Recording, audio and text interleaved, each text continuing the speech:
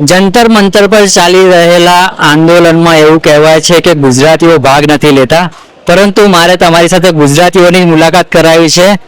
મને ઘણા બધા લોકોનો મેસેજ આવ્યો કે તમે ગુજરાતી થઈને આંદોલનમાં જાઓ છો.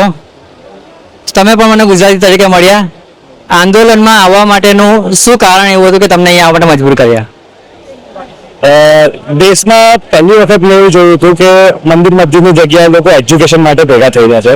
તો મારો પહેલો મોટો તો એવો હતો, બહુ નાનો હતો કદાચ બધા કરતા બી, કે નેતાઓને ખબર પડે કે એજ્યુકેશનના મુદ્દે પણ પબ્લિક ભેગી થાય છે, ના કે બીજા બધા મુદ્દા માટે પણ. બીજી વસ્તુ, જે સોનમ વાંગચુક જોડે જે રીતે વ્યવહાર કરવામાં આવેલો, લોકોને એક લાઈક દોરીમાં પેક કરીને જે રીતે માણસ જેવો વ્યવહાર નહોતો અને એમને હોસ્પિટલ શિફ્ટ કરવામાં આવેલા, તે પણ મને ખૂબ મતલબ ખરાબ લાગેલું. મને થયું કે એજ્યુકેશન માટે જો આપણે આ વખતે નહીં જઈએ, બરોબર, તો આજ પછી આની ઉપર કોઈ અવાજ ઉઠાવવા આવશે નહીં. તમારો થોડો મને પરિચય આપી દો. તમે ગુજરાતમાં ક્યાંથી છો, શું નામ છે, અને તમારા માટે આ મુદ્દો કેમ એટલો બધો મહત્વનો છે? ઓકે, પર્સનલ, જો મારું નામ નીતિશ છે, ઓકે, અને હું ગુજરાતી બોલી શકું છું. આમ તો હું ગુજરાતી કહેવાય, બટ જનરલી આમ હું એવી રીતે ગુજરાતી નથી, કેમ કે હું મહારાષ્ટ્રીયન છું, બટ મારી 3 પેઢી ગુજરાતના અમદાવાદમાં જ રહેલી છે. એટલે તમે હવે ગુજરાતી થઈ ગયા કહેવાય. બરોબર. મારો એક સોફ્ટવેરનો બિઝનેસ છે, બરોબર, આસામ આગળ, બરોબર, એક કંપની છે, મારે 50,000નો સ્ટાફ છે. તો બેઝિકલી મેઇન મારું રીઝન એ આવ્યું હતું કે નાનપણમાં હું 10મા ધોરણમાં હતો જ્યારે, બરોબર, તો મને સાયન્સ બહુ ગમતું હતું અને આજની તારીખમાં બી ગમે છે. એમ એવું નથી, મારા સાયન્સ એન્ડ મેથ્સમાં બહુ સારા માર્ક્સ હતા, પણ અધર સબ્જેક્ટમાં ઓછા હતા. તો મારી એવરેજ પર્સન્ટેજ આવેલી 62%. ઓકે, તો મારા પપ્પા મને ના પાડતા હતા કે તમે સાયન્સ ના લો, બરોબર. હું ગુસ્સે થઈને થોડો ઘરની બહાર આવીને બસ સ્ટેન્ડ આગળ બેસી ગયેલો. મારા પપ્પા મને લેવા માટે આવ્યા કે બેટા તો સમજ, અમે ના ભણાવી શકીએ. કેમ કે આની ફી બહુ વધારે હોય છે, કેમ કે એ ટાઈમે એન્જિનિયરનો ક્રેઝ હતો. તો પ્રાઇવેટ કોલેજોમાં ભરતી થવા માટે બહુ વધારે ફી જોઈએ, જે મારા પપ્પા અફોર્ડ નથી કરી શકતા, બરોબર.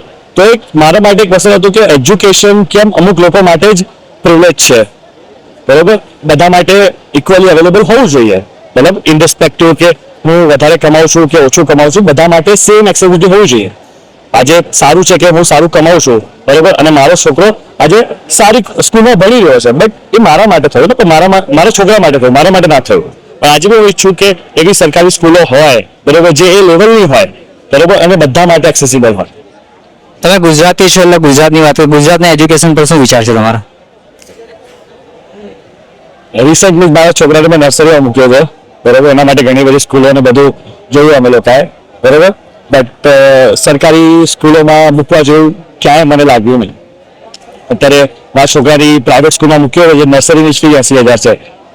આઈ નો હું અફોર્ડ કરી શકું છું, બટ જસ્ટ સેઇંગ કે એટલી ફી અવેલેબલ છે જે કદાચ બધાની નથી કરી.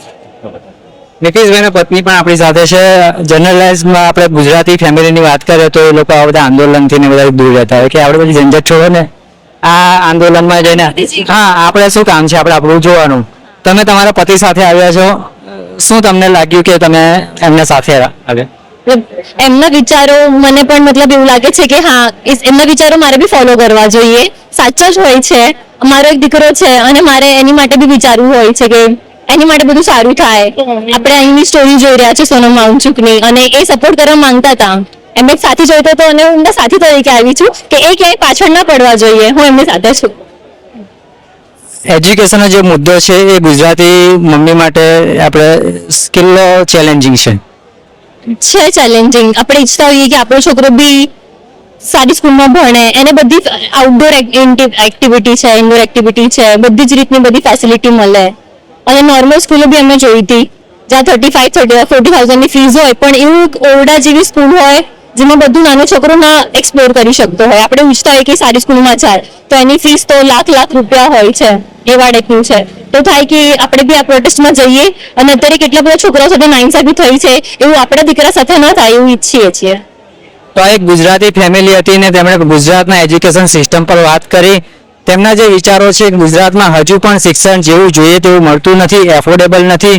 જે શિક્ષણ છે તેનું સ્તર મોંઘું છે. જો સારું શિક્ષણ આપવા જોઈએ તો મોંઘી દાટ ફીસ ચૂકવવી પડે છે. એમના વિચાર સાથે તમે કેટલા સહમત છો? શું ગુજરાતની એજ્યુકેશન સિસ્ટમ સુધરવી જોઈએ? શું તેમાં સુધારાનો અવકાશ છે? શું ફીસનું ધોરણ વધારે છે? આ વિચાર પર તમે શું કહેવા માંગો છો? કોમેન્ટમાં જરૂરથી કહેજો. આભાર.